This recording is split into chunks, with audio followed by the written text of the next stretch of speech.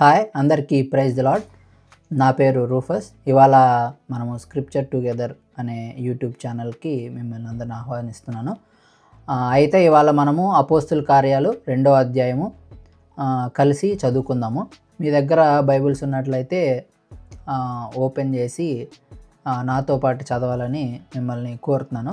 లేనట్లయితే స్క్రీన్ మీద వాక్యం వస్తుంది, నాతో పాటు కలిసి చదవాలని మిమ్మల్ని కోరుతున్నాను. అపోస్తుల కార్యాలు 2వ అధ్యాయము 1వ వచనం నుంచి చదువుకుందాం.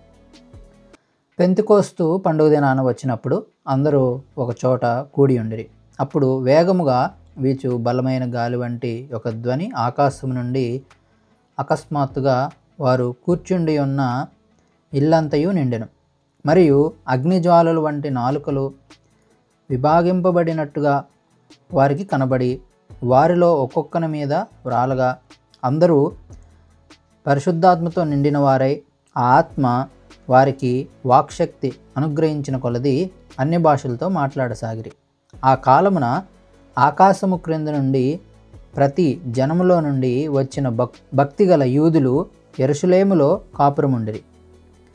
ఈ శబ్దము కలుగ్గా జనులు గుంపులుగా కూడి వచ్చి ప్రతి మనుష్యుడు తన తన స్వభాషతో వారు మాట్లాడుట విని కలవరపడిరి. అంతటా అందరూ విభ్రాంతి నొంది ఆశ్చర్యపడి, ఇదిగో మాట్లాడుచున్న వీరందరూ గలిలీయులు కారా? మనలో ప్రతివాడు తాను పుట్టిన దేశ భాషతో వీరు మాట్లాడుట మనము వినుచున్నామే. ఇదేమి?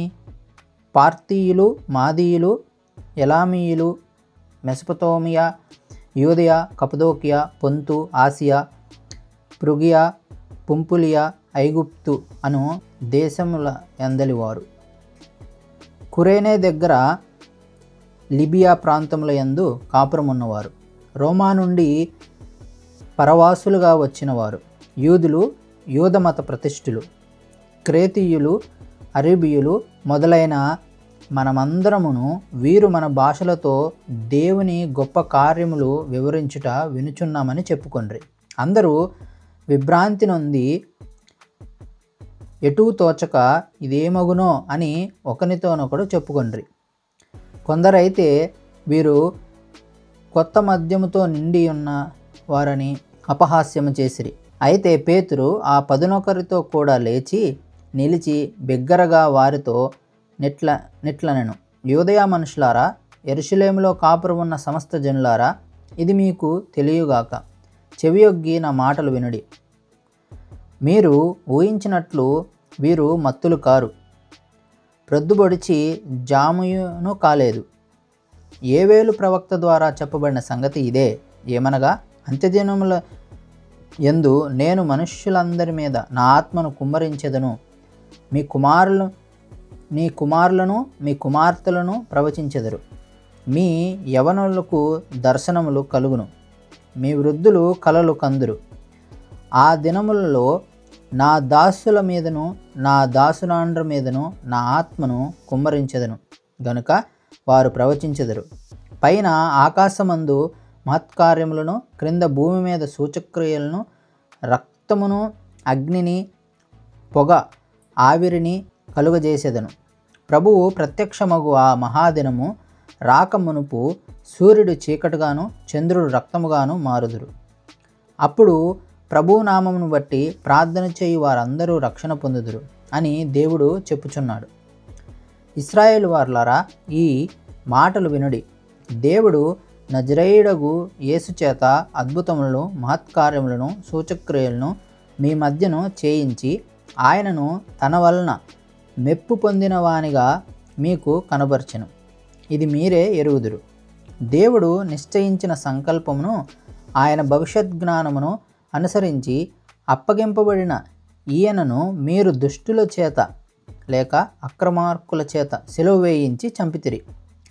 మరణము ఆయనను బంధించి ఉంచుట అసాధ్యము గనక దేవుడు మరణవేదనను తొలగించి ఆయనను లేపెను. ఆయనను గూర్చి దావీదు ఇట్లనెను, నేను ఎల్లప్పుడూ నా ఎదుట ప్రభువును చూచుచుంటిని. ఆయన నా కుడిపార్శ్వమున ఉన్నాడు గనుక నేను కదల్చబడను. కావున నా హృదయము ఉల్లసించెను, నా నాలుక ఆనందించెను, మరియు నా శరీరము కూడా నిరీక్షణ కలిగి నిలకడగా ఉండును. నీవు నా ఆత్మను పాతాళంలో విడిచిపెట్టవు, నీ పరిశుద్ధుని కుళ్ళిపట్టనీయవు. నాకు జీవమార్గములు తెలిపితివి, నీ దర్శనం అనుగ్రహించి నన్ను ఉల్లాసముతో నింపెదవు. సహోదరులారా, మూలపురుషుడగు దావీదు గూర్చి మీతో నేను ధారాళముగా మాట్లాడవచ్చును. అతడు చనిపోయి సమాధి చేయబడిను. అతని సమాధి నేటి వరకు మన మధ్యనున్నది. అతడు ప్రవక్త అయి ఉండెను గనుక అతని గర్భఫలములో నుండి అతని సింహాసనం మీద ఒకని కూర్చుండబెట్టెదను అని దేవుడు తనతో ప్రమాణపూర్వకంగా ఒట్టు పెట్టుకొనే సంగతి అతడెరిగి క్రీస్తు పాతాళంలో విడవబడలేదనియు ఆయన శరీరము కుళ్ళిపోలేదనియు దావీదు ముందుగా తెలుసుకొని ఆయన పునరుద్ధానము గూర్చి చెప్పెను. ఈ యేసును దేవుడు లేపెను. దీనికి మేమందరము సాక్షులము. కాగా ఆయన దేవుని కుడిపార్శ్వమునకు హెచ్చింపబడి పరిశుద్ధాత్మను గూర్చిన వాగ్దానమును తండ్రి వలన పొంది మీరు చూచుచూ వినుచూనున్న దీనిని కుమ్మరించి ఉన్నాడు. దావీదు పరలోకమునకు ఎక్కిపోలేదు. అయితే అతడిట్లనెను, నేను నీ శత్రువులను నీ పాదముల క్రింద పాదపీఠముగా ఉంచు వరకు నీవు నా కుడిపార్శ్వన కూర్చుండుమని ప్రభువు నా ప్రభువుతో చెప్పెను.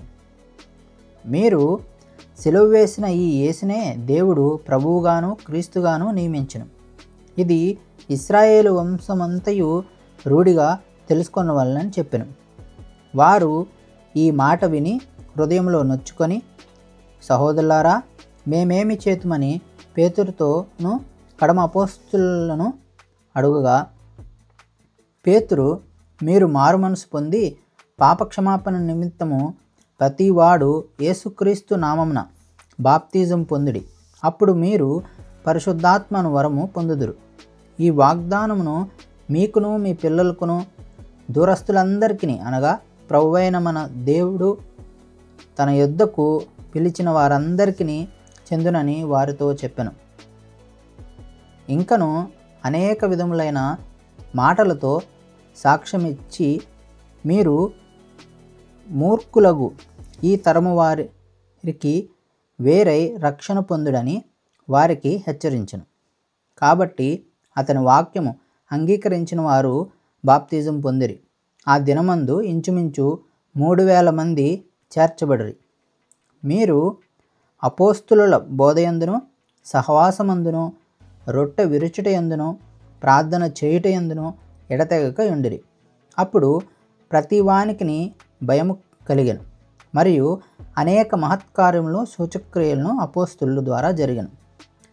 విశ్వాసముంచిన వారందరూ ఏకముగా కూడి తమకు కలిగినదంతయు సమిష్టిగా ఉంచుకొనిరి. ఇదియుగాక వారు తమ స్థిరాస్తులను అమ్మి అందరికీ వారి వారి అక్కర కొలది పంచిపెట్టిరి. మరియు వారు ఏకమనస్కులై ప్రతిదినము దేవాలయంలో తప్పక కూడుకొనుచు ఇంటింట రొట్టె విరుచు దేవుని స్తుతించుచు ప్రజలందరి వలన దయ పొందిన వారై ఆనందముతోనూ నిష్కపటమైన హృదయముతోనూ ఆహారము పుచ్చుకొనుచుండిరి. మరియు ప్రభు రక్షణ పొందుచున్న వారిని అనుదినము వారితో చేర్చుచుండెను. దేవుడిచ్చిన ఈ వాక్యాన్ని దీవించును గాక.